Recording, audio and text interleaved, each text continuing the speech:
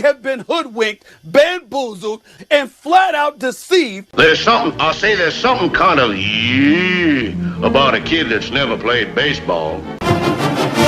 Make sure to listen to the Armchair Quarterbacks. Good enough for us down here in the bayou. Go Tigers and the Armchair Quarterbacks. It's morning. Yes, and what a lovely morning. Good morning. Good morning. We've talked the whole night through. Good morning. Good morning to you. I pledge allegiance to the flag of the United States of America and to the republic for which it stands, one nation, under God, indivisible, with liberty and justice for all. That's why I didn't like that movie, The Titanic. You know what I hate about that movie? Every girl I meet thinks that movie's romantic. Like, oh my God, that was so romantic, don't you think? No! No, I don't. It was a horror film. And they're always like, why? Why? Because all the guys die. See, you're sitting there watching it going, who would I be in that scenario? You be that chick floating away in the big piece of luggage. I'm watching it going, who would I be? I'd be that dude when like the boat breaks in half, that dude who like falls straight down, bangs off the stuff and goes into the water. That's who I'd be. I'd be wearing a tuxedo, not because I wanted to, but you wanted to dress up that night, right? Just be falling the whole way down. I should have humped that chick in first class. Armchair.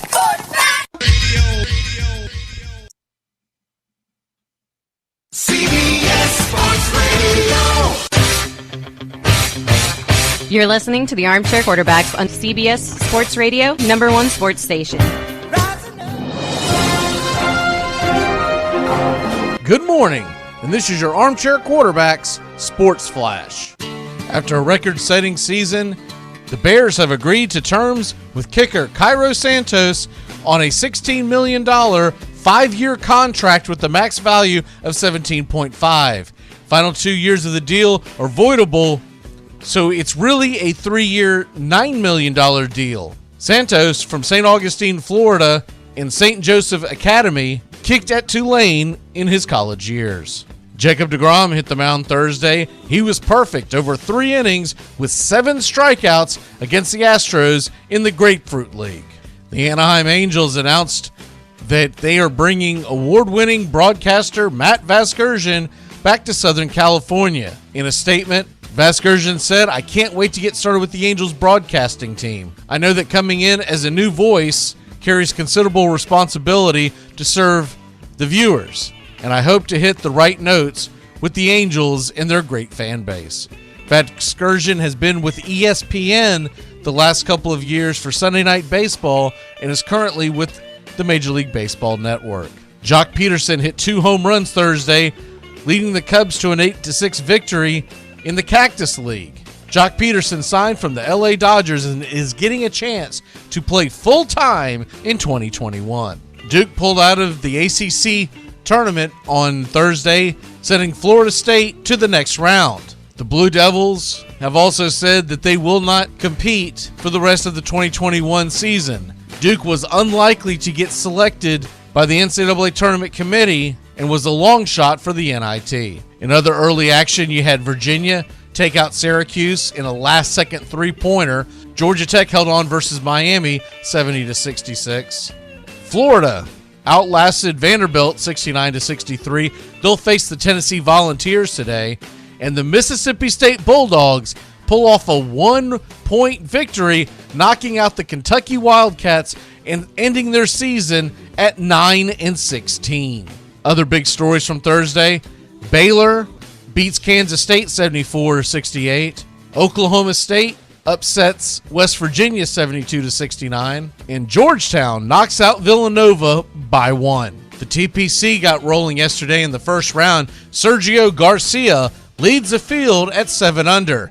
Some of the other big names on the board: Bryson DeChambeau is 3 under. Patrick Reed, Jordan Spieth, and Jason Day were 2 under. Justin Thomas, Colin Marikawa are 1 under par, along with Billy Horschel and Phil Mickelson. John Rahm is 7 off the pace. He shot even. And Goodnight Irene, Jimmy Walker, is 11 over par. And that's your Armchair Quarterback Sports Flash. Stay tuned for more of the Armchair Quarterbacks radio show and YouTube Live. Please like, subscribe, and share our show today. The Armchair Quarterbacks, your first choice for sports talk, live from the First Coast.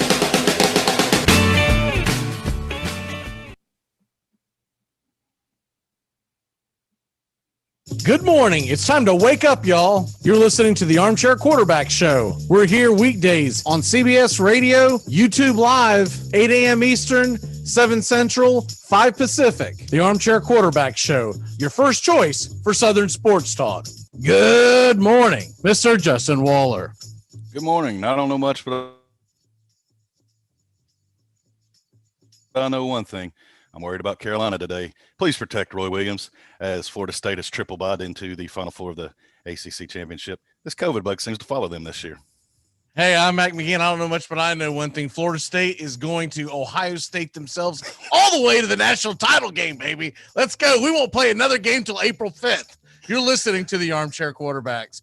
Keep it locked in here on CBS Sports Radio. Tony Agolini's with us today.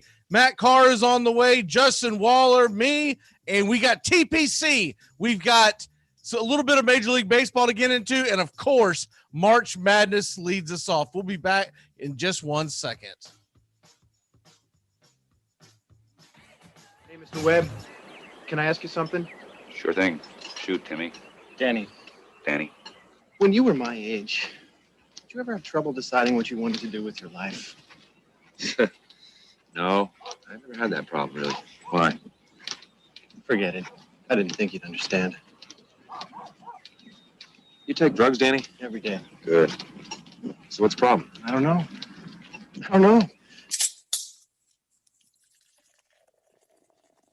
Armchair. Community Access Channel. He's the armchair quarterback. He's full of beer and he's full of snacks. The all-American man with a cool one in his head. Yeah, the armchair. Hey, howdy, hi. Top of the morning to you. Welcome to the Armchair Quarterback Radio Show. I'm Mac McGee, sitting alongside Justin Waller, and Tony Agolini joins us today. Tony, how the hell are you, sir? Hey, boys. I'm good. How are you guys?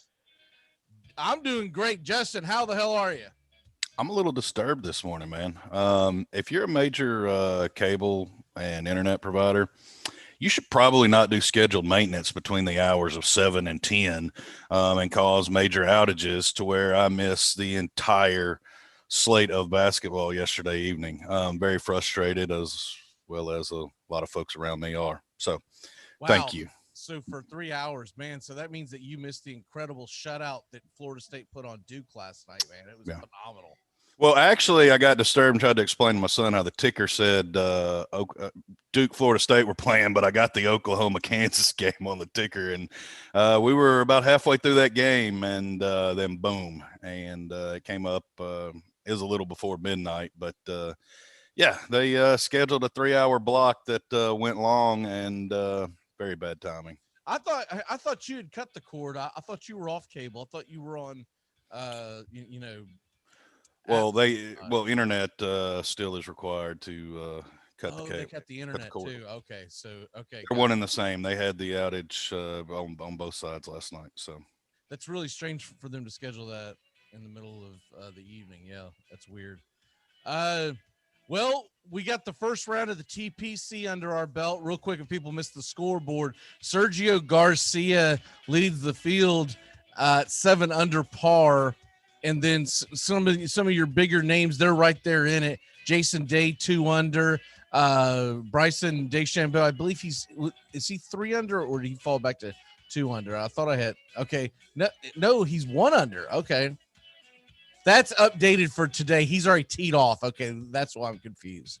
All right. DeChambeau's already 2 over for the day. I guess he double bogeyed hole number 1, Tony. Wow. That's not good. What were your thoughts on the first day of the TPC, and are you planning on going out there this weekend? I would love to go out there, except that I don't necessarily feel like wearing a mask and walking around for 10 hours. So we're going to catch this one on TV. But yeah, back-to-back years we haven't been able to go, but we'll be back out next year. And usually we try and go to Bay Hill as well, and that was kind of our logic last week also. But yeah, I mean, first day impressions, I was, the idiot that picked Rory to, I guess it's kind of considered back-to-back since there wasn't one last year, but he teed off on 10, his first hole of the day yesterday, and pulled one in the woods, had to take a drop, double bogeyed that, and then had a quad on 18, and then played the front 9 a little bit better, but he's +7. He's the kind of guy, though, that might shoot, 65 today and maybe still make the cut. But yeah, no, I like the leaderboard. It's cool seeing Garcia at the top. He's obviously won here before and had a few other close calls as well. Fitzpatrick's a young up and coming guy, but I think it'll change a little bit today. There's a lot of guys that are, if you take out Sergio and Harman, there's a lot of guys, 4 under to par that, have a chance to win this thing. I think conditions this morning, it sounds like it's pretty calm out there. It's still a little chilly. So I think the greens will hold those big, tall iron shots. And then this afternoon, the wind usually picks up out there in the afternoon, but I think the morning guys have a shot to kind of go low. I was a little surprised DeChambeau bogey or double bogeyed the first. There's really no trouble there unless he hit it far enough and long enough to find it, or maybe had to take a drop or something like that. But yeah, the course is going to be gettable these next few days, as Sergio showed yesterday. Justin, did you get a chance to watch round 1? I caught some of it, some of the daytime action. Enjoyed what I saw. Looking forward to more today. Kind of want to see what Sergio does. Tony, refresh me if I'm not mistaken, but didn't he have a 10 cup moment at the Players one year where he had the big meltdown on 17? He did. Yeah, it costed one. I think it was the year. I want to say it was the year that he and Tiger kind of had some words for each other in their own separate press conferences, or maybe it was more Sergio going after Tiger, and then they ended up in the final group on Sunday together. And Sergio had his meltdown on 17, like you said. He's had a couple other close calls, and then won it. I guess it's been probably 15 years or so ago, maybe longer than that. But he's always played well here. It's very rare that he misses a cut, and he's usually kind of a top 25, top 10 guy here. So he knows course, plays it well, and he had a pretty good outing a few weeks ago too. So he's been playing well lately. If what I'm looking at is correct, I guess he actually teed DeChambeau. I guess he actually teed off on number 10 today. Oh, did he? Okay. Because there is like 7:40 Eastern. Yeah, you're right. There is trouble on 10 because McIlroy found it yesterday. If you pull that left, there's nothing but palmetto bushes over there, and usually you end up taking a drop because no one can find it. So he basically probably followed the Rory route to 10 yesterday or today. It's the same group. Morikawa, Dustin Johnson are along with him, and then you've got kind of a star-studded group in the early morning. Later on in the day, it kind of gets a little bland. I'm looking at the guys that are going to be in there late. I'm really glad that there's basketball to watch, because some of your bigger names are going to be off the course by about 2-3 o'clock this afternoon at the latest. Sergio does start at 1 o'clock with Rory and Webb Simpson, so that does give you something to watch there for the late push. But if he's not playing really well, then it's going to get really, really, really dull really quick, because you're talking about Siwoo Kim and Harris English, Tyrell Hatton. If you gave me that name, I wouldn't even know what sport that was. Paul Casey. You do have is it Scheffler? Is that how he pronounces his last name? Scheffler. There is another group, Victor Hovland, Cantlay, and Thomas. That's a good group too. So they'll focus on that group and Rory.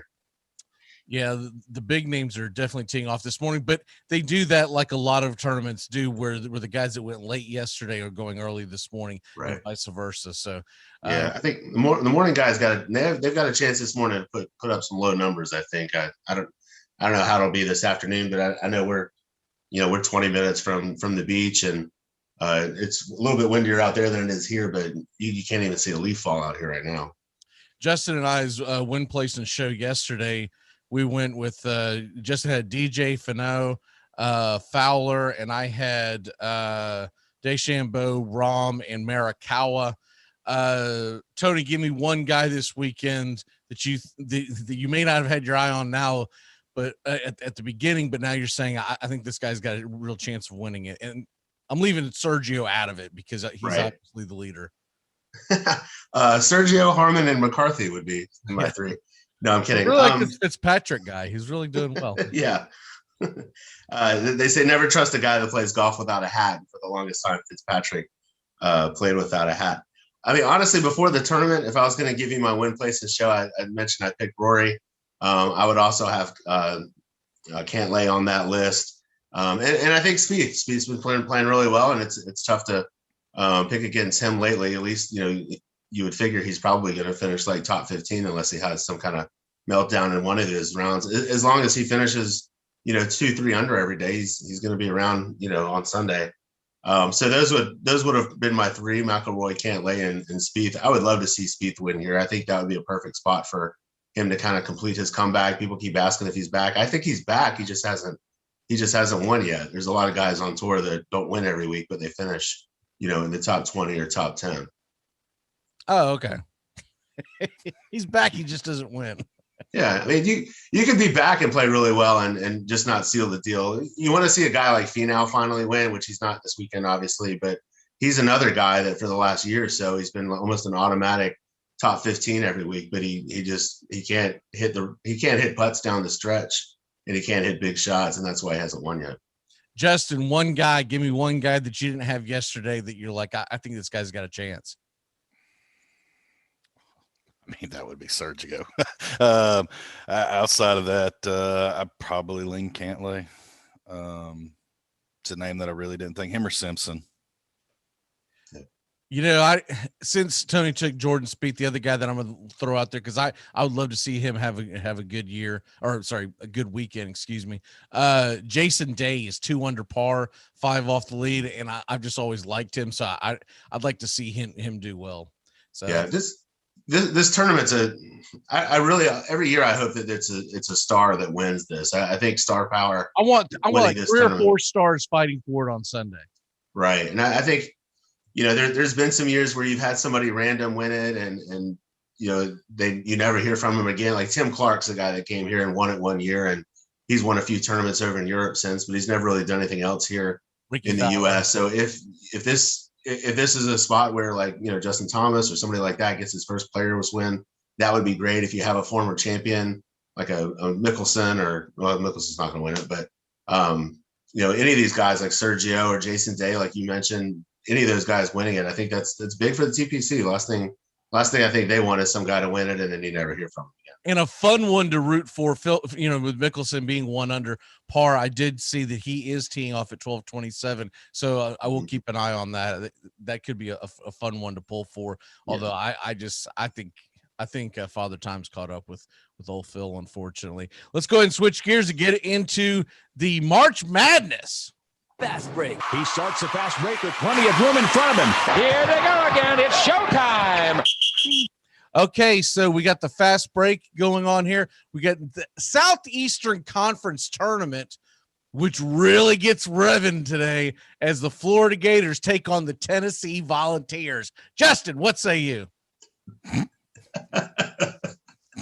Yep, that's my insight right there. Man, I just don't know which team's going to show up. I hope it's the latter that we just saw last weekend, and it's a defense that offensively they can pull the trigger and actually make shots and get that rolling early. You're going to need the leadership out of the senior. Pons and Fulkerson are going to be key to keep them going and keep them in it. I wouldn't suggest falling behind to a big lead to Florida this time because I don't think Florida will blow another big lead.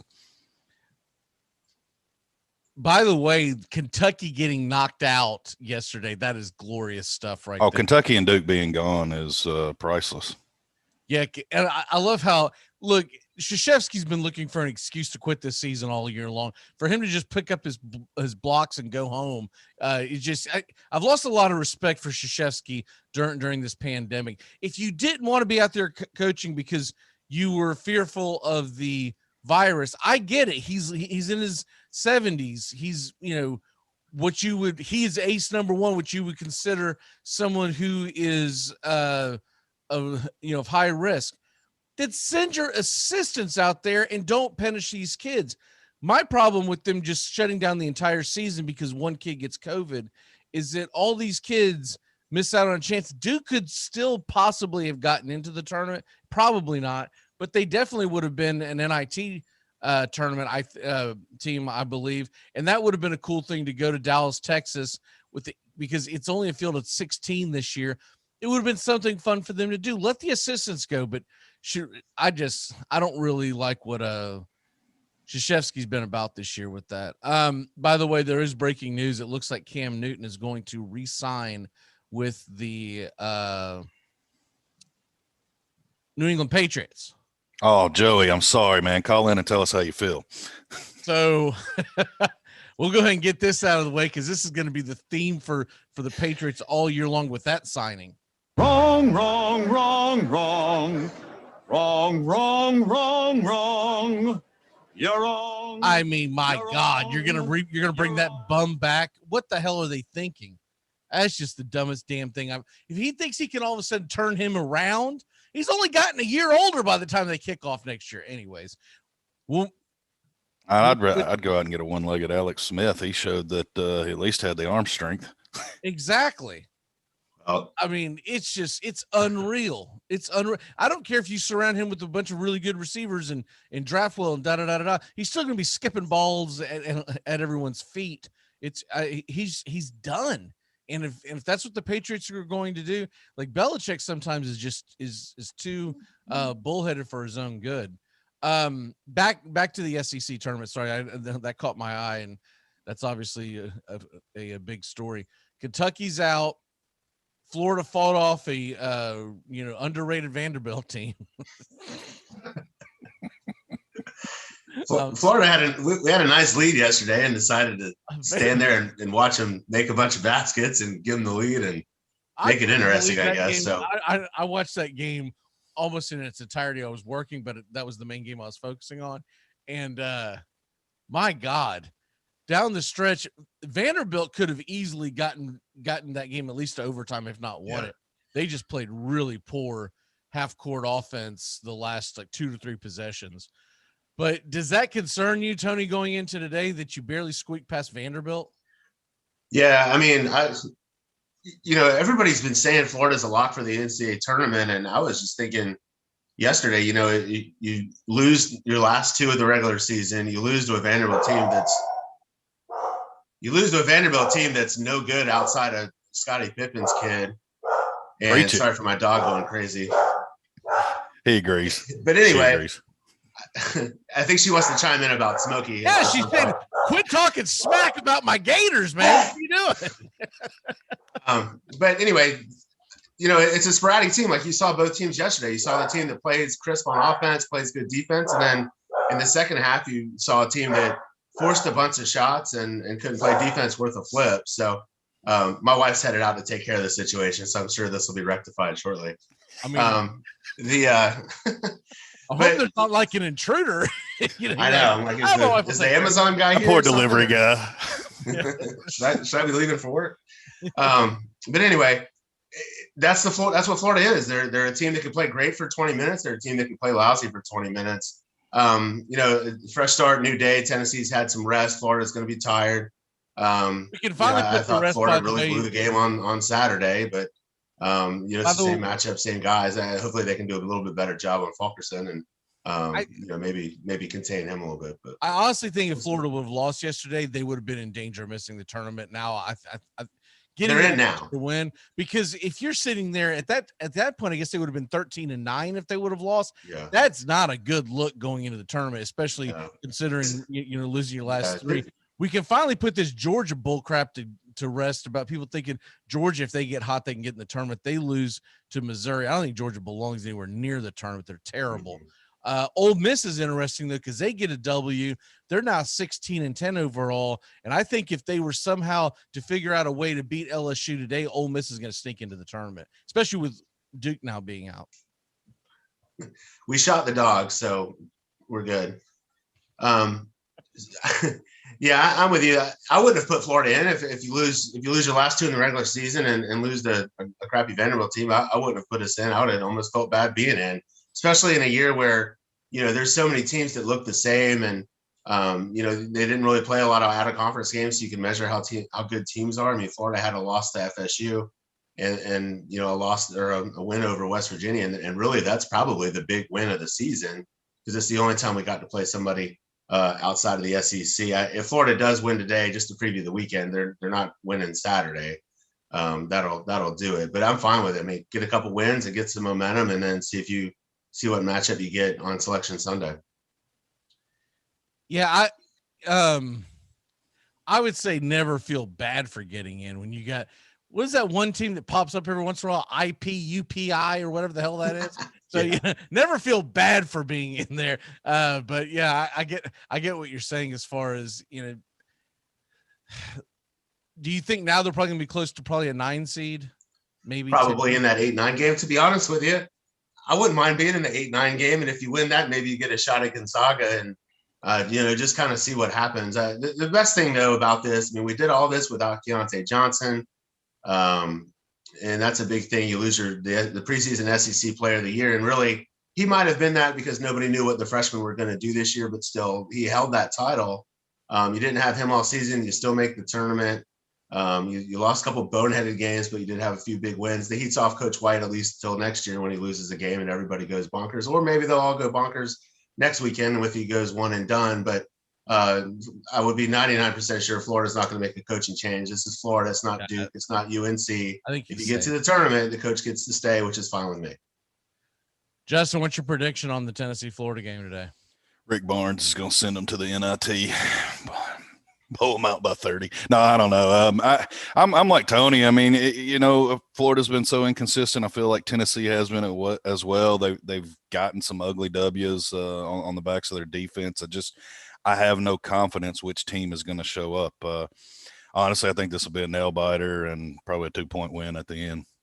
I'm going to give it to the Volunteers just because I'm never going to give Florida a win. But I think it's a close nail biter and probably an ugly. I don't know. It'll be in the 60s. It'll be a lower scoring game. We need one of those like 43-42 final score games. That'd be great. As long as I've got 43, that's cool. Tony, what's your prediction? I got Florida like 108, probably Tennessee about 42. So, we'll click on all cylinders and probably something like Justin said, some kind of 65-64 kind of game. And, whoever has the ball last. Hopefully Trey Mann will have a big game. He's been playing really well. I don't know if he's playing himself into going in the NBA or not, but he's had a pretty good last month or so. And he will play. He didn't play on Saturday, and I know it sounds like an excuse, but that was a big part of the offense going in the tank in the second half last week. That game's at 2:00 Eastern. It's on ESPN. And then the other game that I've got my eye on is the Ole Miss LSU game in the SEC tournament. Missouri, Arkansas, I don't think it's going to be close, so I'm not that concerned with that one. I think Arkansas is going to blow them out, and I think Alabama will put it on Mississippi State as well. So you'll probably have a Florida UT winner is going to take on the Alabama Crimson Tide in all likelihood tomorrow, which ought to be a lot of fun. Tony, what's your walk-off, sir? I have, big golf, great sports weekend. I mean, golf, basketball, obviously. It's kind of the last weekend before college baseball gets real next week.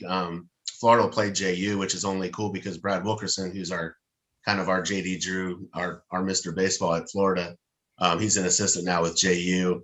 They're in town this weekend, but next week, Florida State for the first time in Tallahassee next Tuesday, and then Florida plays Texas A&M to start SEC play. So you got that. Looking forward to a great weekend watching TV, players and a lot of basketball probably. Saw FSU pulled the upset in a women's softball. Was it last night or the night before? They knocked off number 2. Was it UCLA? I think they beat.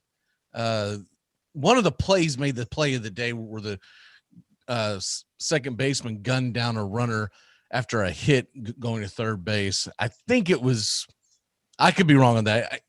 I know it was the number 2 team in the country, but I can't remember if it was UCLA or not. That always sticks in my head because it seems like they play UCLA every week. So I do look forward to that, but I'm going to be locked into March Madness until it's over, and then I'll be paying more attention to the college baseball. All right, Tony, well, we'll see you next week, man. Enjoy the TPC, and by the next time we talk to you, Florida will be eliminated from the tournament. So, there's good stuff. Well, we'll put a muzzle on that dog for next time. Have a good weekend, Tony. See you, boys. Take care. We're going to be back in a flash here on the Armchair Quarterbacks. We're going to talk the rest of the conferences in March Madness, and then we'll get into a little bit of baseball. We'll be back here on CBS Sports Radio and, of course, YouTube Live. You make sure they remember forever the night they played the Titans. Even though you're listening to the Armchair Quarterbacks on CBS Sports Radio, we're here weekdays, drive time, your first choice for sports talk here on the First Coast.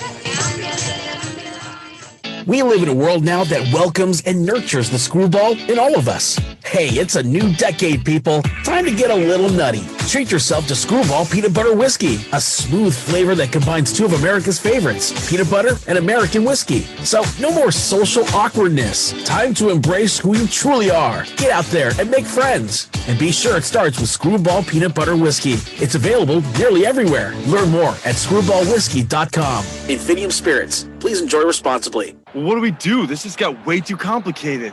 I've got it. Here's what's going down. Corey, you talk to your team. You guys are going to decline that holding call. Done. Yo, wait, but hold on. Trayshawn, once we break this huddle, you're going to get out there, do some crazy celebration. I'm talking some humpies. Whatever you got to do, you do it. Okay, I got you. I'm going to call unsportsmanlike conduct on the celebration, giving the Whites better field position after the kickoff. Coach, I need you to talk to your team about letting them run that kickoff back. Why would I do that? Think about it. Defense, special team, it's all one. You let them run that kickback, both your defenses get 6 points. Nice. Okay, everyone good here? Yeah. Nope. Once again, my kicker is getting no love. Oh, shut up, Bill. Your team is in first place. Plus, you're about to get extra point for the PAT. Yeah, don't be greedy, Bill. Stop being greedy, Bill. Bill. Fine. Bill. Yeah, Bill. I said fine. Bill. Bill. Yeah, Bill. You, Bill. All right, let's do this. Get out there. Wait a minute. Trayshawn comes in with a very delayed celebration here. Oh, wow. I'm pretty sure that's going to be there it is. Another Armchair. You get a whole lot of something with Farmers Policy Perks. So much, I'm going to have to speed things up. You can get the Farmers Signal app, and that could get you up to 15% off your auto policy. That's just for using the app and driving like the normal speed limit, hearing, full stop, making lane change, signaling human being you are. Get a whole lot of something with Farmers Policy Perks. Start with a quote by calling 1-800-FARMERS. We are farmers. Bum, bum, bum, bum, bum, bum.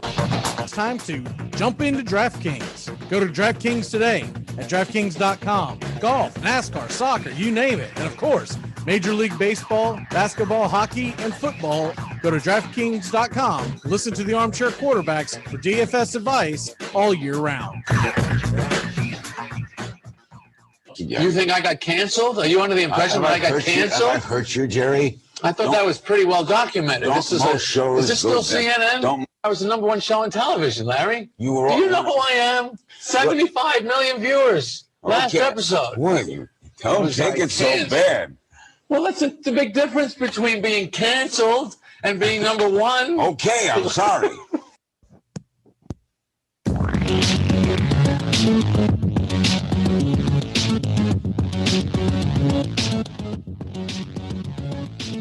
Good morning. Welcome back into the Armchair Quarterbacks on CBS Sports and YouTube Live.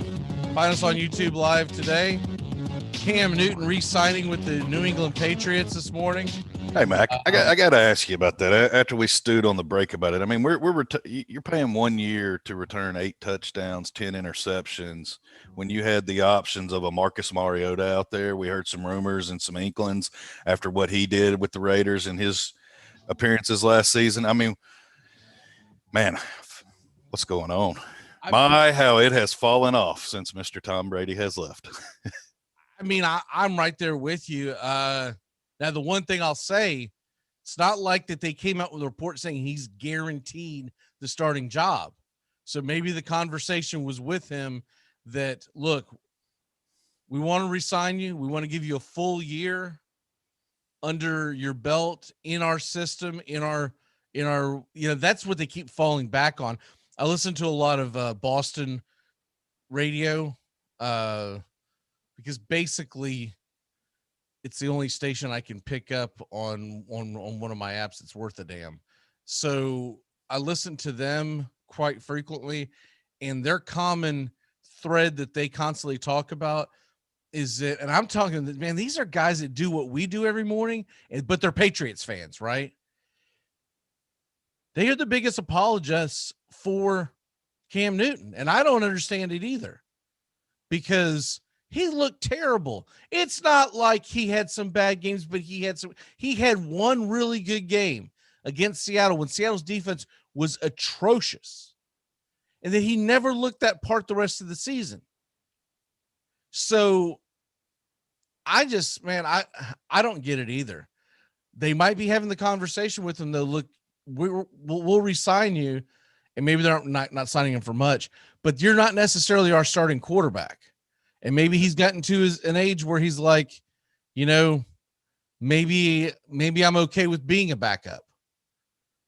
Not saying that that's the case, but at some point, don't you have to find out? I think this is only half the equation. I think we'll hear another acquisition come in and somebody to compete for that spot, or they'll add something to it, or a draft pick. Right. That's what I meant. They'll add through the draft, or there's another piece that has to go with this. There's no way. I mean, Belichick's too smart of a coach. He knows he can't put all his eggs in that basket. I mean, Cam Newton's just not the chess master that Brady was out there on the field. I mean, you have to run a different scheme. McDaniel's system of let's go out there and let Brady's play chess isn't really going to work with Cam Newton. You've got to attack it a different way, and you've got a completely different arm. And I'm not 100% convinced that they have the weapons to win with Cam either. See, Brady can win with anybody, but I don't know if Cam's got to have talent around him at especially this stage in his career. He can't carry that damn team. So I'm with you. I'm at loss with this. I think it's a terrible decision. I wouldn't want him in the locker room being a distraction to whoever I might want to bring in, because let's say it's a Marcus Mariota, right? Let's say that's him. Cam Newton still has a bigger name brand. So you're going to have – I just wouldn't want that. I'm with you. I don't know if I would necessarily go the Mariota route, but I would go Mariota before I would go Cam Newton. There's some real question marks. And at least if you bring Mariota in and you draft a quarterback, Mariota's going to know the handwriting on the wall because he used to be that guy that got drafted, right? So right. I'm lost. I have no idea. Well, and speaking of one-year deals, did you see Mark Ingram signing with the Texans 1 year? No, I didn't. That's interesting. His career's done. He's he can still play. He can still do some goal line things for them. All he did was just screw anybody who decides to draft David Johnson in this year's draft, because he's at the end of what it does open up though. That would make J.K. Dobbins their premier lead back now, right? Yes. You still have the other pieces that they have there, like the Gus Edwards and whatnot, but I would think now it's going to be the J.K. Dobbins show, which makes him probably a first-round pick at this point. At least his fantasy draft stock just went through the roof, and like you said, it's going to put a little bit of a hampering on David Johnson owners. Yeah, I've been leery of him since his injury. He did have a good year last year, but I would be super leery if they've got Ingram there, because I think that they will design the goal line plays for Ingram to be involved because he can take the pounding and you're not worried about wearing him down. So yeah, that's crazy. Okay, let's get back into the March Madness. The ACC tournament continues today, and we're at the semifinals stage.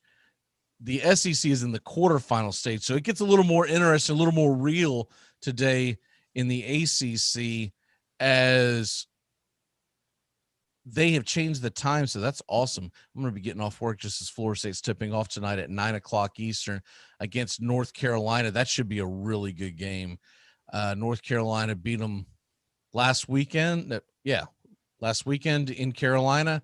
Florida State had a big lead, remember, at the half, and then they just kind of went cold, and Carolina came roaring back and got the W. That cost Florida State the regular season title. Florida State's going to be looking for revenge. And then in the other one, this has been my darling the whole time in this tournament, Georgia Tech. I think the Rambling Wreck are going to take out Virginia. That game is at 6:30 Eastern. So that is I can't wait for this. This is my favorite part of March Madness, because when you get the conference tournaments, everyone's still fighting for something. And don't get me wrong, the NCAA tournament's phenomenal, but this is my favorite time of college basketball season because people are still fighting to get in. And when you hit that Friday going into the weekend, when the SEC's hitting the quarterfinals, the ACC's in their semifinals, a lot of others are in their semis, you're at least in your quarters by now. There's a lot of good basketball. What say you on the ACC? I'm jacked up for this Carolina Florida State game tonight. It's me versus you, buddy.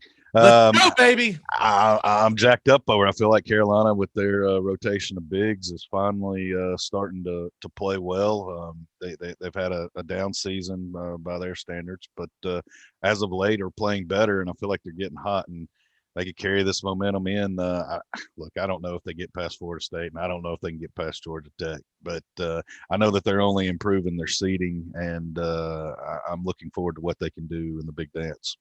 I think they're going to sneak up and get some wins.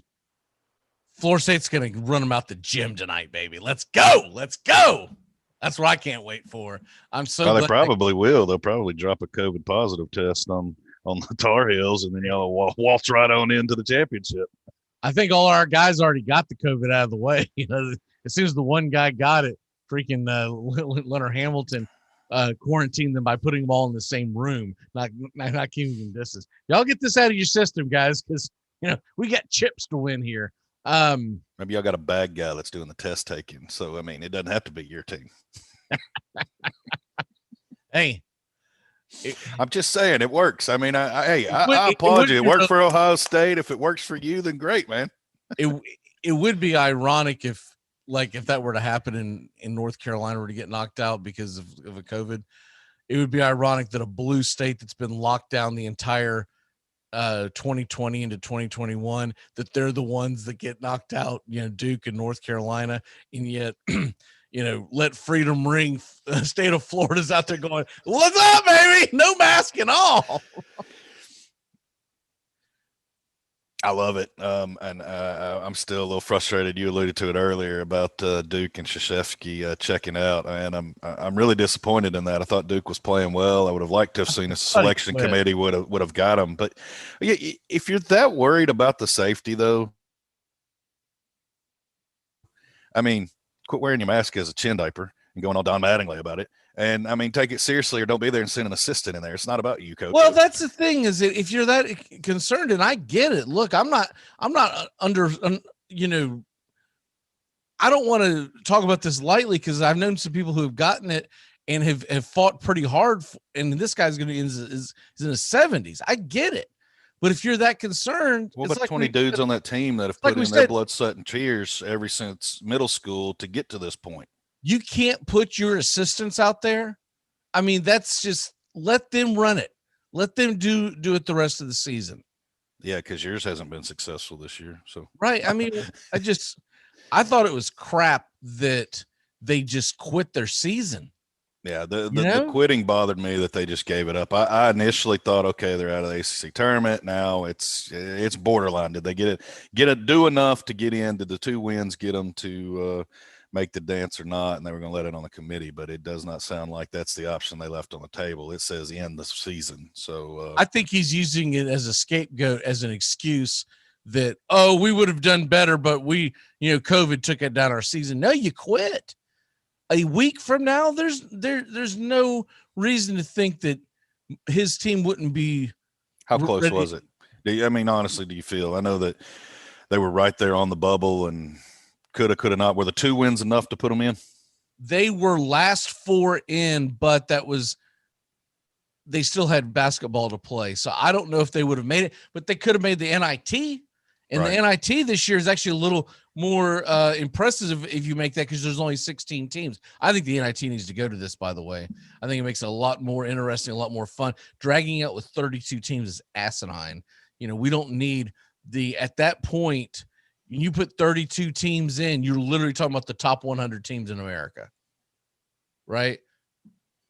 Because 68 teams get in right now in college basketball. So in the NCAA tournament. So if you put 32 in, that's literally 100 teams. If you win it, we're number 69. Woo! But no, realistically, if you win the NIT tournament, you're probably a top 25 team, and it's something fun for the kids. I like the idea of the 16 teams, and B, putting it all in one city. Give them it's like a bowl game. I like that idea a lot, but maybe how do they do it now? Homeschool? Homeschool until the Final Four. Okay. I could see what I would like to see them do is the Sweet 16, make that one venue, like 2 different venues, 8 teams in each, and then put the Final Four. It's normally Madison Square Garden. They just didn't do it because they wanted fans in the stands. Big Ten. Sorry. No. Go ahead. Just real quick on the location. Does this centralized location for the big dance interest you long term, or do you like the regions and spreading it out? You don't want it all in one? Yeah, I like the regions because I like the idea of fans getting a chance to go every year. When you put it in Indiana, someone who's a UCLA fan, not much of a chance of them being able to make it out there for the early rounds. So what you're going to do is you're basically going to reward whatever hub, and they're probably going to pick, Middle America or Northeast. They're probably 9 times out of 10, if they were to do this every year, they would put it on the East Coast somewhere, and that's not fair to the West Coast teams. And then, I think they'd probably keep it right where they are. I mean, you're in the middle of SEC and Big Ten. I mean, you're right on the edge of it and the ACC schools. I mean, you're right there in the triangle of all 3. Yeah, but I could see them moving it around. I could see them wanting it at Madison Square Garden down the road. I could see them wanting to put it in North Carolina. But you would need a whole city that could I guarantee you. I don't know if New York could do it. DeSantis would be fighting to get the damn thing here. I guarantee you that. That'd be a part of his political platform. If you vote me in, I will get the NCAA tournament to Orlando. While hosting the Olympics. Right. Across the street. they'll just and the Super Bowl. Exactly. The Big Ten tournament, they're in their quarterfinals, but since this has been the big names of this season, we've got some really good matchups today that I'm looking forward to. Maryland and Michigan leads it off at 11:30, but you get Ohio State, Purdue at 2:00 today. Illinois plays Rutgers. I don't think Illinois is going to have much of an issue there, but Wisconsin plays Iowa at 9:00. So you got 2 really good matchups, honestly. And the Ohio State, Purdue, they're ranked 9th and 20th, respectively. And then Wisconsin, who'd been ranked all year, they're not currently ranked, but they're playing number 5 Iowa. It's going to get really interesting tomorrow when they get to their semifinals if this thing goes chalk, because you would have Ohio State versus Michigan and Illinois versus Iowa. That would be phenomenal basketball. Big Ten's not wanting upsets today.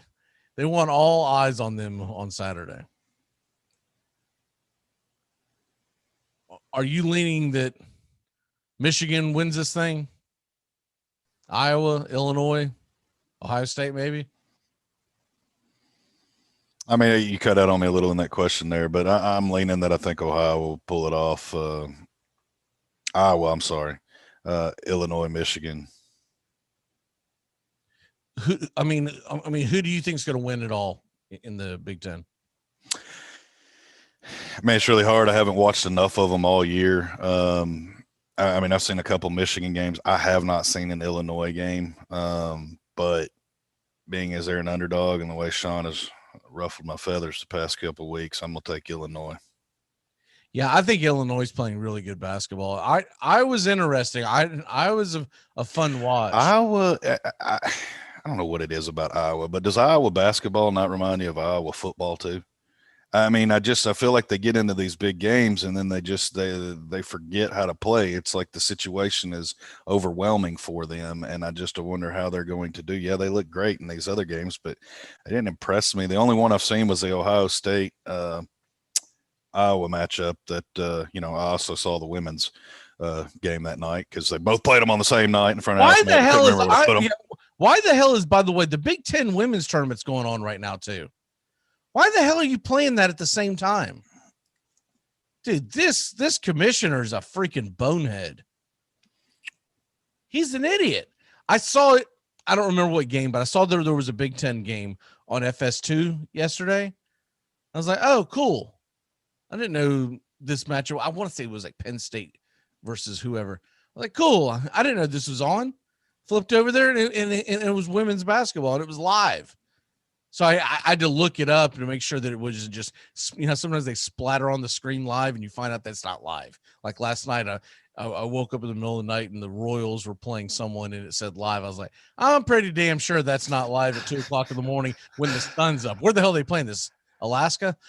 Some days I open the curtains and I'm just like, BS. Live. You're not fooling me today. But I don't understand why you would put them. No one does that. You always run your conference tournament. Usually the women's conference tournaments the week before. I don't say the SEC. I thought was last week.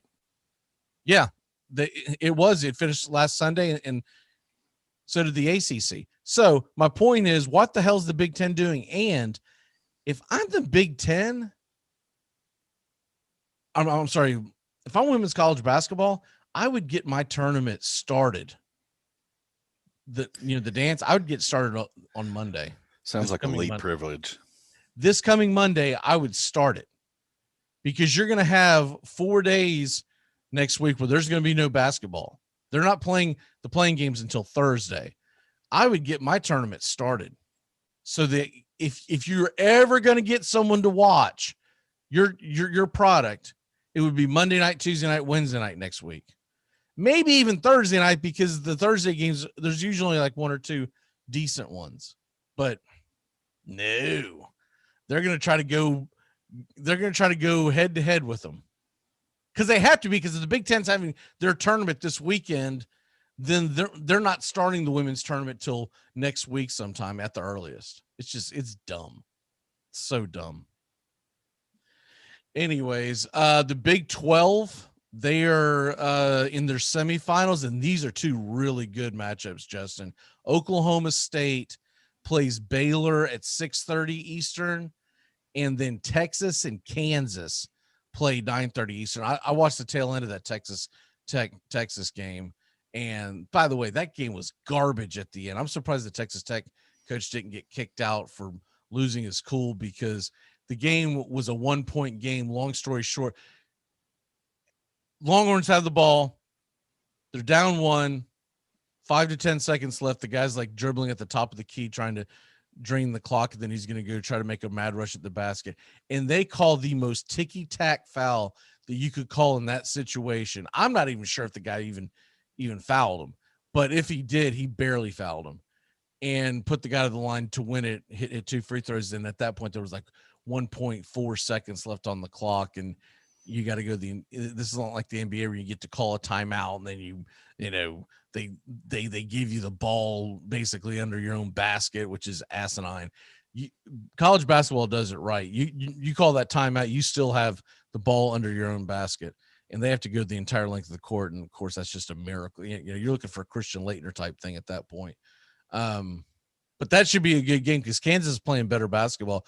Kansas, Texas tonight at 9:30, and then Baylor, Oklahoma State at now that Kansas Oklahoma game last night, until what I saw until I had to have a caveman evening with no internet.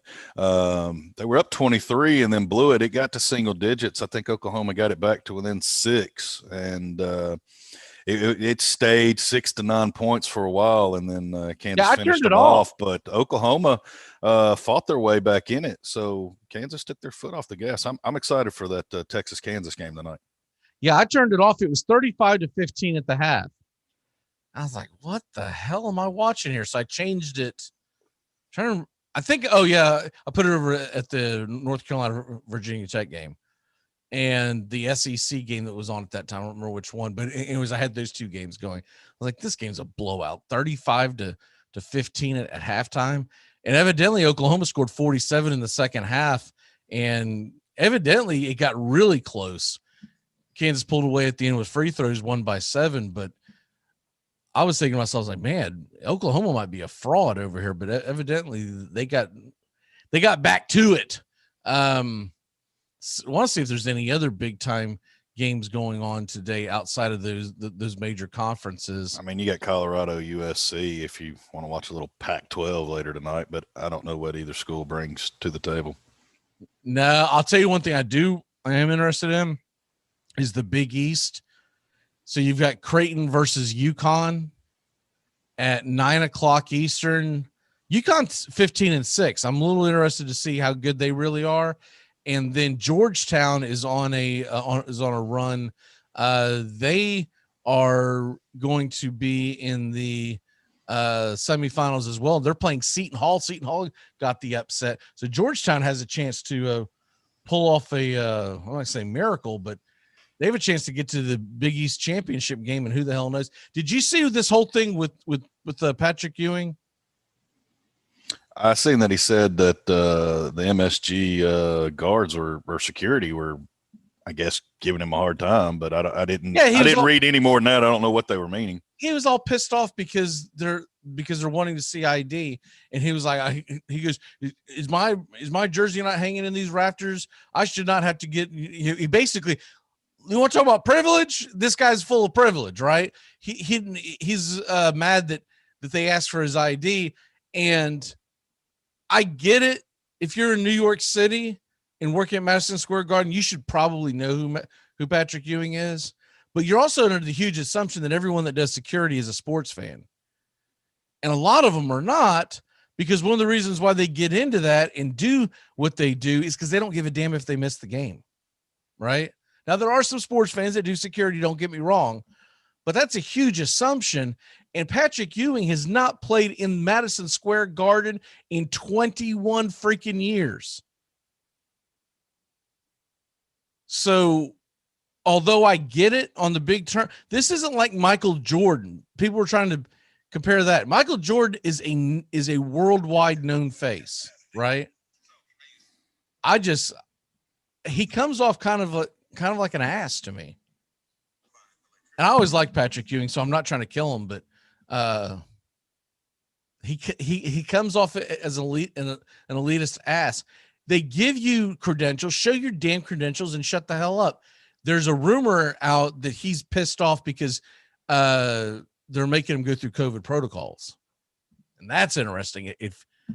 If that truth comes out, I mean, in fairness, though, if you look at when that jersey was put in that banner, and you look at current day guy, they don't look similar. Like, I can honestly see where somebody wouldn't recognize him. He's not rocking the same hairdo or physique. Now, I will say this. The dude's 7 feet tall. That ought to be your first indication that he's something. He's also wearing Georgetown jumpsuit, right? So you got to figure he's involved with the coaching staff at all. But your job is to make damn sure. Your job is to make sure nobody comes in and does something bad. Yeah, your job is to make sure he is who he says he is. Yeah. And I just think it's really sad that someone would want that to rake, because probably right now this morning, a bunch of MSG security guards are probably getting yelled at by their superior and shouldn't be getting yelled at by their superior. But I mean, I would, next time he come rolling through this morning, I'd make damn sure I wanted the hell out of him. I might even accidentally tase him. Oops. I'd be like, hey, check it out, bro. You know why you don't get the privilege up in here? I know you think yourself as a New York Knick, but maybe I'm a St. John's Redmond fan, right? And maybe I remember you your Hoyas beating my St. John's team back in the day. What's your walk off? You were never allowed to do security. If anybody was thinking about reaching out, my co-host is not the guy for you. Yeah, he's got a happy trigger finger on the taser. I did it for a long time, man. I do have a funny story about that real quick. The short of it is, because we're running out of time, our buddy Billy was doing security at the same time, and he texted me one day. He was doing security at the airport, and this is shortly after 9/11. He said, man, this dude come rolling through here. Biggest jerk I've ever met. He said he was he was a real ass. And he had a Florida Gator shirt on, right? He said, man, he goes, I pulled his bag out of the line when we went through every single nook and cranny. Yeah, baby. Only thing that was missing was Did they have those back then? They were big long cattle prods back then. Have a good weekend, sir. Great sports weekend. Everybody be safe, and we'll reconvene on Monday. All right, brother. We're going to be back in a flash on the Armchair Quarterbacks. Matt Carr is with us, and we're going to be talking some March Madness as his North Carolina Tar Heels are about to take a beating from Florida State. Wah, wah.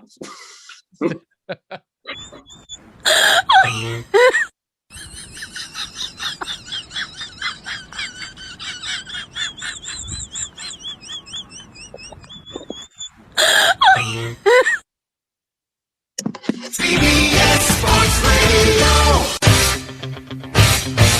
You're listening to the Armchair Quarterbacks on CBS Sports Radio, #1 sports station. Good morning, and this is your Armchair Quarterbacks Sports Flash. After a record-setting season, the Bears have agreed to terms with kicker Cairo Santos on a $16 million 5-year contract with the max value of $17.5. Final 2 years of the deal are voidable, so it's really a 3-year, $9 million deal. Santos from St. Augustine, Florida, and St. Joseph Academy kicked at Tulane in his college years. Jacob deGrom hit the mound Thursday. He was perfect over 3 innings with 7 strikeouts against the Astros in the Grapefruit League. The Anaheim Angels announced that they are bringing award-winning broadcaster Matt Vasgersian back to Southern California. In a statement, Vasgersian said, "I can't wait to get started with the Angels broadcasting team. I know that coming in as a new voice carries considerable responsibility to serve the viewers, and I hope to hit the right notes with the Angels and their great fan base." Vasgersian has been with ESPN the last couple of years for Sunday Night Baseball and is currently with the Major League Baseball Network. Jock Peterson hit 2 home runs Thursday, leading the Cubs to an 8-6 victory in the Cactus League. Jock Peterson signed from the LA Dodgers and is getting a chance to play full-time in 2021. Duke pulled out of the ACC tournament on Thursday, sending Florida State to the next round. The Blue Devils have also said that they will not compete for the rest of the 2021 season. Duke was unlikely to get selected by the NCAA tournament committee and was a long shot for the NIT. In other early action, you had Virginia take out Syracuse in a last-second three-pointer. Georgia Tech held on versus Miami 70-66. Florida outlasted Vanderbilt 69-63. They'll face the Tennessee Volunteers today. And the Mississippi State Bulldogs pull off a 1-point victory, knocking out the Kentucky Wildcats and ending their season at 9-16.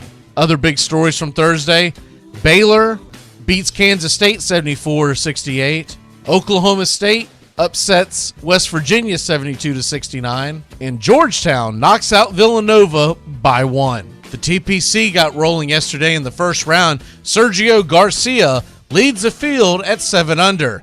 Some of the other big names on the board: Bryson DeChambeau is 3 under. Patrick Reed, Jordan Spieth, and Jason Day were 2 under. Justin Thomas, Colin Morikawa are 1 under par, along with Billy Horschel and Phil Mickelson. John Rahm is 7 off the pace. He shot even. And Goodnight Irene, Jimmy Walker, is 11 over par. And that's your Armchair Quarterback Sports Flash. Stay tuned for more of the Armchair Quarterbacks radio show and YouTube Live. Please like, subscribe, and share our show today. The Armchair Quarterbacks, your first choice for sports talk, live from the First Coast. It all starts with just one thing. Get to know your local beekeeper. You can make sure they don't use chemicals in the hive, that they only sell surplus honey, plus locally produced honeys have a smaller carbon footprint. Find tips and more at onethingus.com. What's your one thing? I'm Amy Lawrence, and I'm up late, always, after hours hanging out with you on CBS Sports Radio. Check it out, 2 a.m. Eastern, 11 p.m. Pacific. Armchair. Community Access Channel. It's like people only do things because they get paid. And that's just really sad. Look, you can stay here in the big leagues and play by the rules, or you can go back to the farm club in Aurora. Your choice. Yes. And it's the choice of a new generation.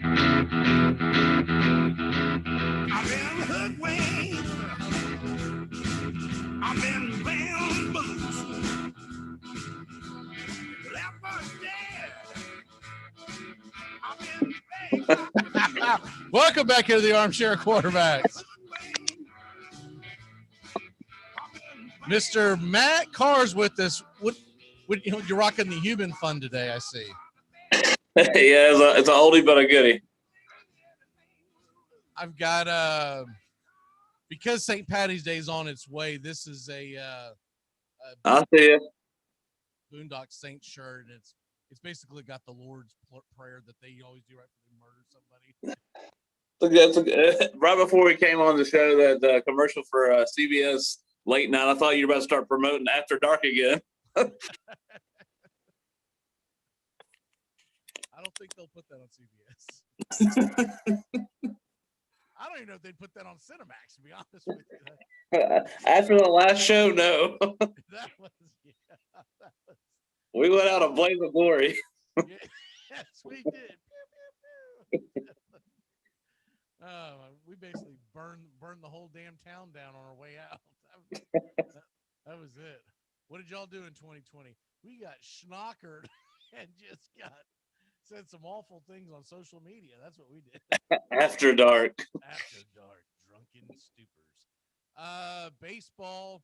Real quick, wanted to go over this real quick in case people. Today's the 12th, so what we have today is the Braves are actually on, and I meant to mention it to Justin. The Braves are on at 1:05 Eastern on MLB.TV. They're only televised a handful of games this spring, so that will be on this afternoon. I don't know if it's on national television or not. I don't believe it is. I'll double check. If it's anywhere, it'd be MLB Network. Let's look that up real quick. No, they got to put Yankees and Tigers on. They got to put the Yankees on 37 times during spring training. But anyways, if you had MLB.TV, you can catch it there. Going back into March Madness, this is going to be a fun game tonight. North Carolina, Florida State. A rematch from just a week ago where North Carolina came back from a huge deficit at home to beat Florida State. Florida State couldn't find the rim, and I felt like they played kind of I say last week. I guess it's closer to 2 weeks ago, but I felt like that they played kind of tight in the second half against North Carolina. I know you're a North Carolina basketball fan. Are you jacked about this, or is this? I was wanting Duke, just because it's what it is. You Duke, North Carolina. You would rather see that just because of my history with them, and we beat them twice this year. I was really disappointed in Duke. I wanted to see Duke make a nice little run to get in the tournament, because it's always not to have Duke in the tournament, so I can make fun of them then and get knocked out early. But it's a 2-point spread right now. Florida State is a good team. I had them going fairly deep in my bracket until their last loss was kind of eye-opening to me. I mean, a loss is a loss, but I think North Carolina is peaking at the right time. I'm not saying they're going to make a run to the finals, but they're going to make maybe a Sweet 16 run. Well, if they win tonight, they get to the finals. They get to the ACC finals, and they'll play either Georgia Tech or Virginia, which I think the Florida State North Carolina winner is most likely going to win it. I do think Georgia Tech is good, and I've been I've been picking that all week, that I thought Georgia Tech would make it to the ACC finals. I think they'll knock out Virginia today. I just believe that Georgia Tech presents a lot of problems in their backcourt with Virginia, and Virginia plays. If this was a baseball team, you would consider them playing small ball, because they never blow anybody out. They always seem to play close to the vest. They play solid basketball, winning basketball, but they're always susceptible to getting beat, because one possession here or there late in the game can cost you. And I'm looking forward to that game. You got the SEC tournament. How weird is it that Kentucky's not in I mean, we're in the quarterfinals and Kentucky's already been knocked out. That's crazy to me. Florida Tennessee should be fun today at 2 Eastern. I realized Kentucky's had a bad season, and then I turned on. They were playing somebody last week, and they were on TV, and I had it on. I just happened to look at their record, and I was like, God bless. I thought I was reading that wrong. They're absolutely awful. I think people kept holding out hope that Kentucky, because they have talent, they could put it together and maybe win the SEC tournament. Right. But Mississippi State put an end to that nonsense. And I was just reading a second ago, Calipari pretty much calling his team out, which he should. They're terrible. But this will be weird for Calipari next year going in knowing people. That'll be weird for him to be like, hey, you're back. Yeah, exactly. Because I don't think any of them could. There's one kid that they keep talking about going to the NBA draft, but man, my point is that if the kid was that damn good, wouldn't they be? It's kind of like with the whole Markel Fultz thing when he came out and everyone was like, "Oh, he's phenomenal. You got to get him." And I'm like, he played for Washington. They had 6 wins that year. And this was a normal basketball season. This wasn't COVID shortened, right?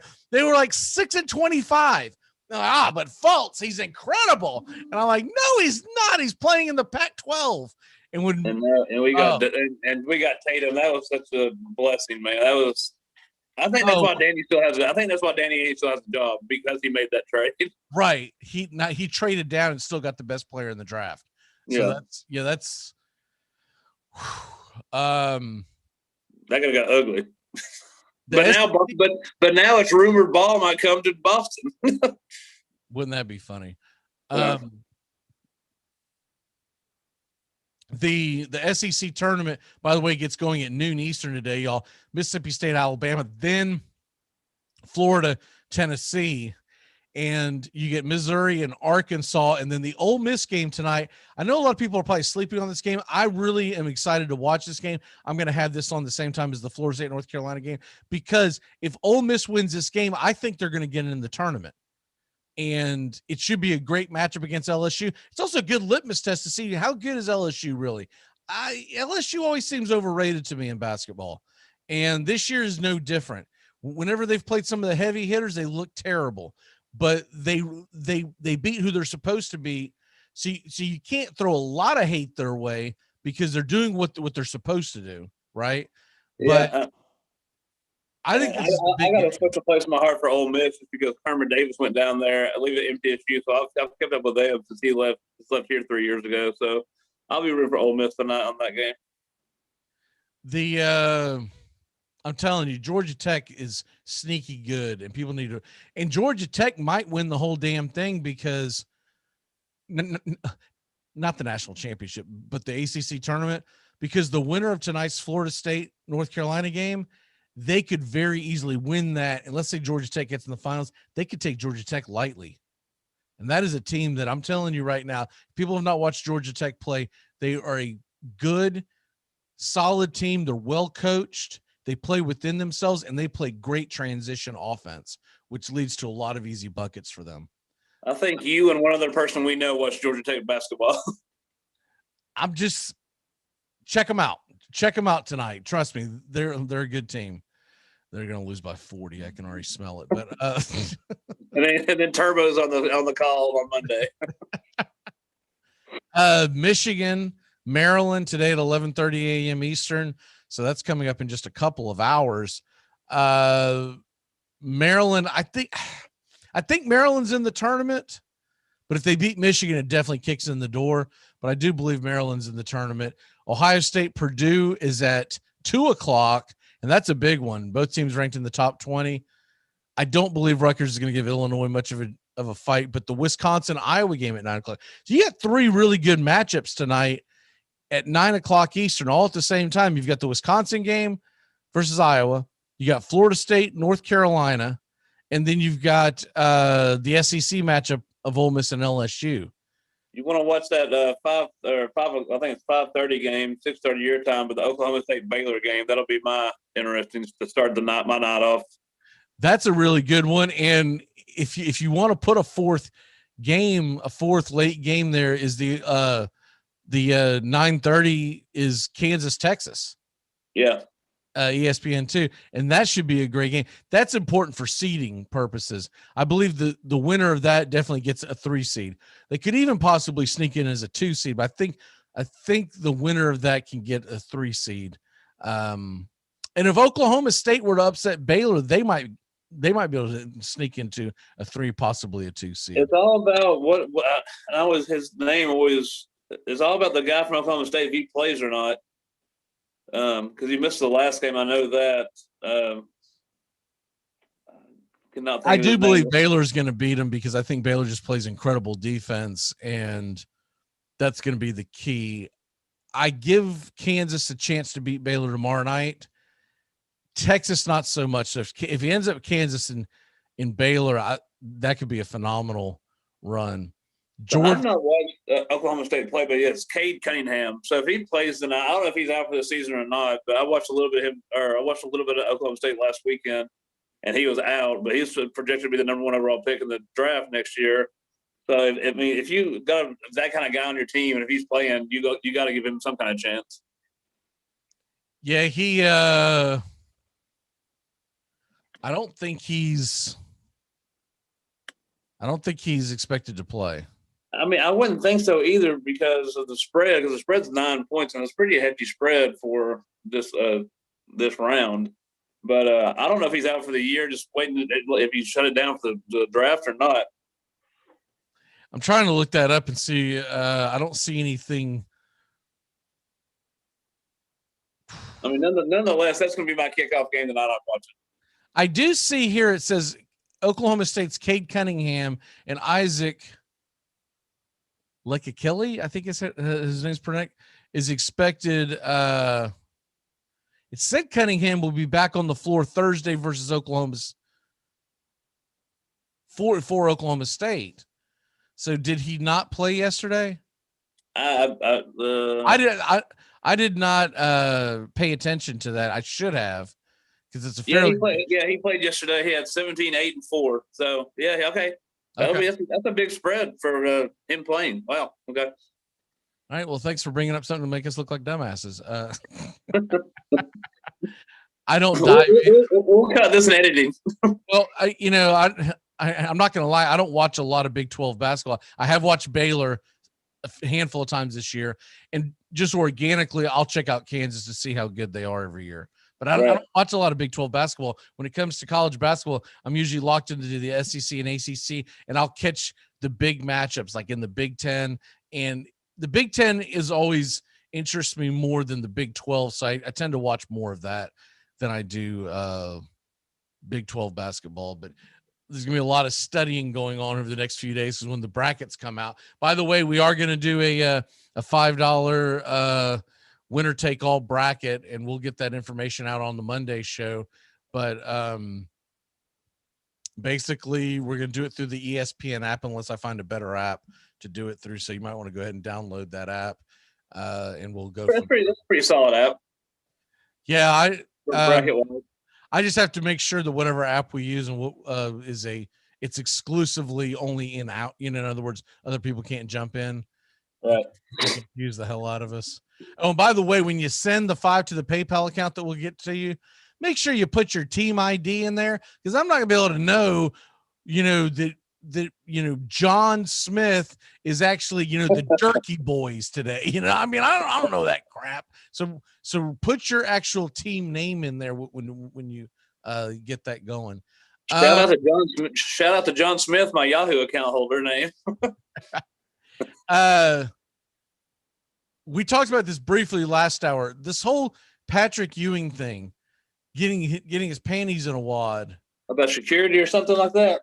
Yeah, because security's making him go through all the protocols to get into the stadium. And of course, I'm just waiting for ESPN to turn this into a race thing. Oh, 1,000%. Any moment. And Spike Lee's waiting in the wings. Oh, any damn moment it's coming. But this really comes down to a security thing. And the guys were doing their job. The gals were doing their job. Why in the hell are you getting bent out of shape? They give you a credential to hang around your stinking neck. That's all you got to do is show it to them. With the COVID protocols, there's probably a little more to it. But Patrick Ewing, you're not as famous as you think you are. You are the New York Knicks, and I get it that they are in Madison Square Garden, but it's been 21 freaking years since you've put on a Knicks jersey. Right. And he's not Michael Jordan. He's not Magic Johnson. He may think he is. He's not Charles Oakley. He's not even freaking Hakeem Olajuwon because that dude beat him in the finals. But the point is, you're not worldwide famous. Get over yourself. Right. And you are working under the assumption that everyone that's in that building is a huge New York Knicks basketball fan. And that's simply just not going to be the case. They're going to be people that have never even seen you play. Yeah, there's I mean, when I work at MTSU, there's people like the security there. They're not from Murfreesboro. You know, they're from wherever they're coming. They traveled up from Memphis to watch this, you know, to work this game because they travel with the security team. Right. You don't see Jonathan Quinn getting bent out of shape because they asked him for his ID at the MTSU game. I mean, I just think it's asinine. It smelled a little bit of the old Spike Lee. That's exactly what I thought of. Now, the difference with Spike Lee is that dude goes to every single game. And by then, I feel like you ought to know him, right? To me, he had a legitimate gripe. I think he leaned into it too much. And I think he was wanting the attention because Spike Lee doesn't get attention for anything he actually does. He gets attention for what he did. But with Patrick Ewing, dude, you're not that famous. You know, you're not even TikTok famous, bruh. Yeah. That's a funny thing. Some of these viral TikTokers would have showed up and they probably could have just skated right through security. Right. What was the guy's angry reactions? Do you follow that guy on TikTok? No, but I think you were talking about last time. You were going to send me some literature on it. I never got it. So, but he's got an unforgettable face. If anyone who follows him on TikTok, you know, that guy, I would know if he walked into Publix and I was shopping, I would know who he was immediately because I've seen his face so many damn times during this pandemic. But I don't know. It's just, to me, it's like, it's the equivalent of BJ Armstrong getting bent out of shape because he goes into the Chicago. Wow. You know, he's famous to a degree, but he's not Michael Jordan. Now, I will say the 7 feet tall thing should have given someone a hint. He might have played back in the day. But he doesn't coach in New York City. Yeah. He's in Georgetown. For people who don't know where that is, that's Washington, D.C. So he hasn't been a staple in that arena in 20 years. Georgia Tech, Virginia game canceled because of positive tests within Virginia's program. I called it, baby. Georgia Tech to the finals. That's breaking news that just came across. Georgia Tech's headed to the ACC title game. So there you got it. There you go. Are you serious? Yeah, it just flashed out. Wow. They're gonna. That's how boring Virginia is. They're gonna freak out here in a minute because you got all these kids in the same area, and they're the only conference that's had COVID. It wouldn't surprise me if they freak out and shut the tournament down. About a year ago, me and Dudley were heading up to Nashville to watch the SEC tournament, and we did not make that trip. No, you did not, nor did anybody else. Hopefully the Florida State North Carolina game gets played. This really gets old seeing this kind of junk, but I guarantee North Virginia doesn't freaking bow out of the NCAA tournament like the way Krzyzewski did. Well, I mean, Duke's been wanting to bow out since game 4. What's that? Do you not remember like when Duke started out, or it was like game 4 in the season? Duke didn't want to play the rest of the season. They wanted to bow out then. Yeah. Well, we talked about that in the first hour.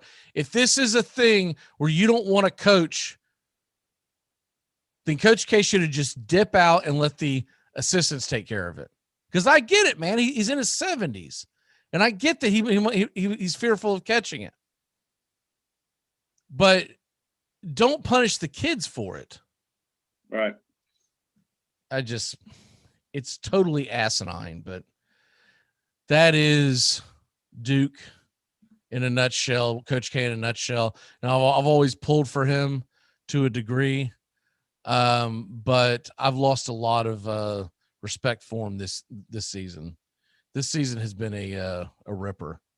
Yeah, I agree. I always respected him. I've always rooted against him, obviously, just being a North Carolina fan and just that game. And I've always had good friends to fight against. But yeah, this year's been kind of a different year, obviously. But yeah, he's kind of I agree with you. The NBA got back going. This was it last night. Have they when is the actual NBA playoff starting? Any idea? I mean, I would assume probably probably early May, right?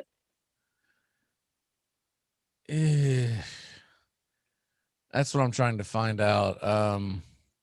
Here we go. I think you're right. It's normally in April. The NBA Finals 2021 will kick off Thursday, July 8th. Okay. So, yeah, it's probably in April. I mean, sorry, May.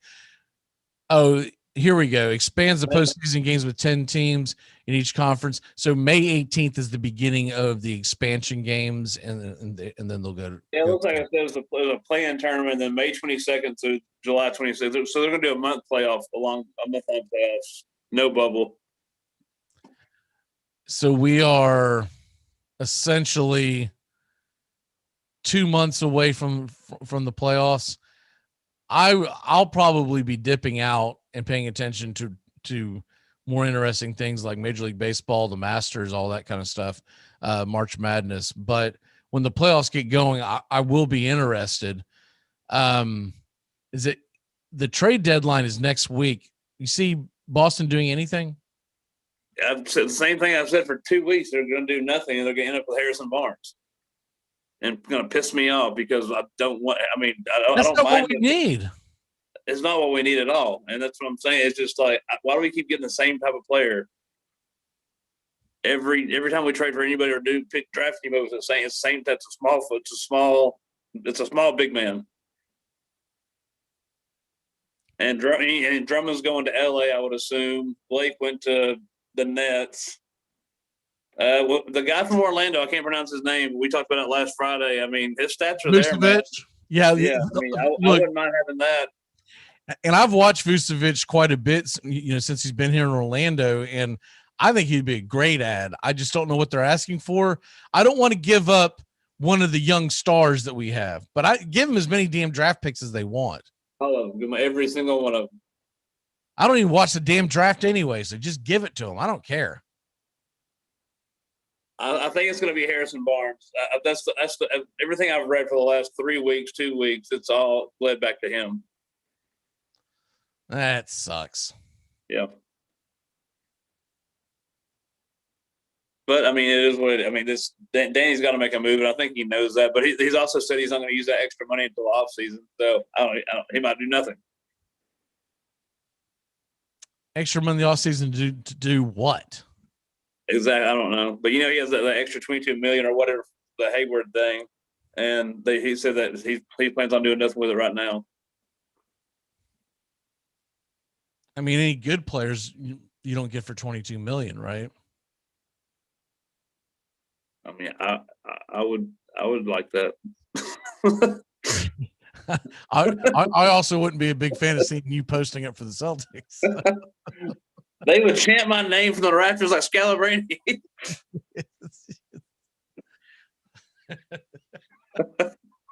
It's like that video.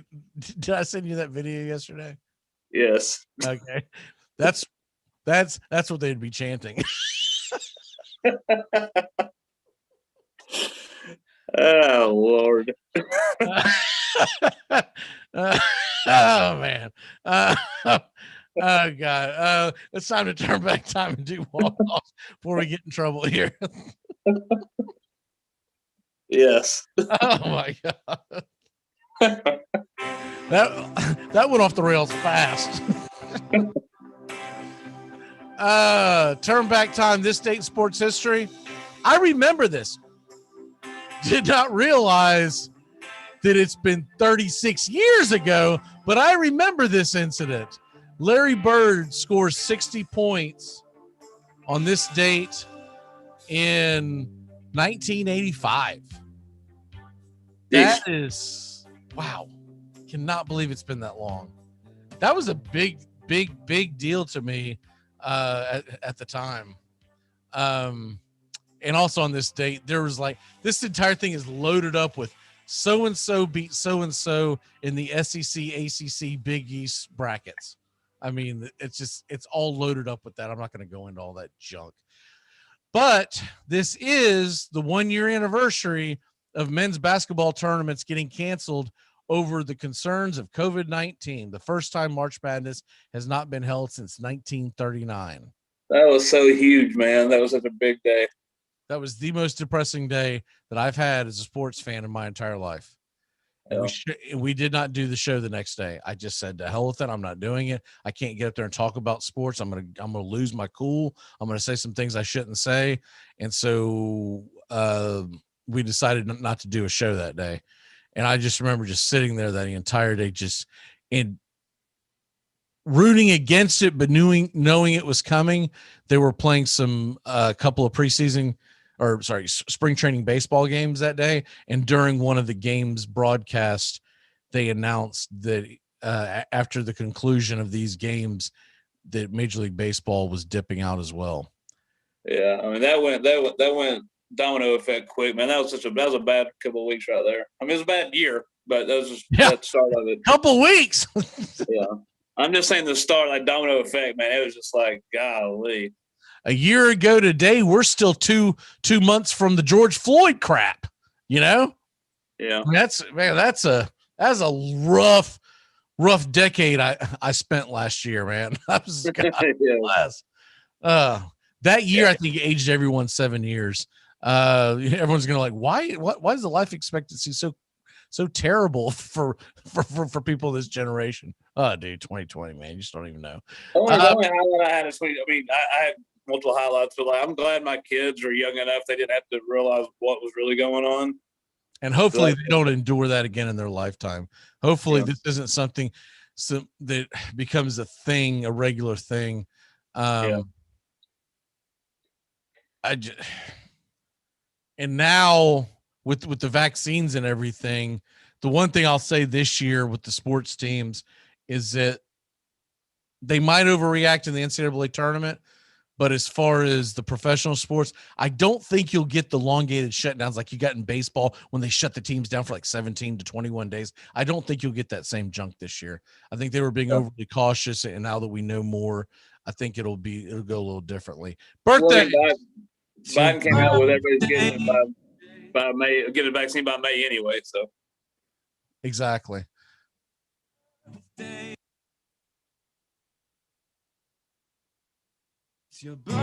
we go. All right. Wow. 59 years old today. Say it ain't so. Darryl Strawberry turns 59 years old today. That's a ripper. Darryl Strawberry to me could have been an all-time great, but he could not stay off the funny stuff. By the way, if you get a chance, there's a really good documentary on Netflix called, I think it's just called Crack, something like that. But it's the drug epidemic in the 1980s. It's really well done. I talked about this briefly yesterday. There is a very good Netflix documentary called Athlete A. I highly recommend that watch. It goes through, I think some of us had an idea of what the deal of what the situation was, but I don't think we all knew. It goes through the entire U.S. Olympics women's gymnastics team and what they went through with that Dr. Jerry Nasser, who's now serving time in prison. But this guy molested hundreds of girls in the women's gymnastics teams over a span of 29 years. They finally caught him while he was working for Michigan State. Michigan State police had a lot to do with catching him. But this guy, I mean, we're talking about these girls on the Olympic teams, they range essentially from the ages of about 10 to 14 is essentially what he was molesting them. It was just eye-opening, the cover-up that went on to I don't think they were necessarily trying to hide for his sake. I think they were trying to keep the brand going. And with the cover-up they did, and the girl's name is Maggie Nichols, that was unjustly kept off the 2016 Olympic team because she was the first whistleblower. That's my walk-off. Watch Athlete A. What's your walk-off, sir? Just I'm glad this year, a year later, we're actually having some sports. I'm glad this hopefully is coming to a head. It's going to be. I'm looking forward to watching the UNC game tonight. But I think the best game is going to be the UNC Florida State game or that Oklahoma State game. This is going to be fun. Some good basketball back to back for me tonight. Please let this be the last cancellation of the spring. It won't be, but let's get to the tournament and get this done with. What's going to suck is if you have a really good team. Like, what if Gonzaga gets COVID-19 test in the second round?